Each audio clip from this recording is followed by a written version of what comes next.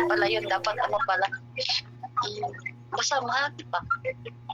Importante ka sa akin. Mahalaga ka sa akin.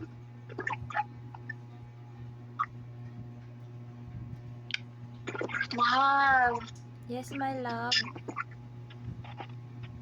Akala ko nahiga ka na, mahal. Okay lang naman mag-usap tayo pero nakahiga ka ba para makapahinga ka? Sakit ang ulo ko eh. Mahal, asan ito yung anak? Ay, oo nga no. Nandun. Tunin ko lang.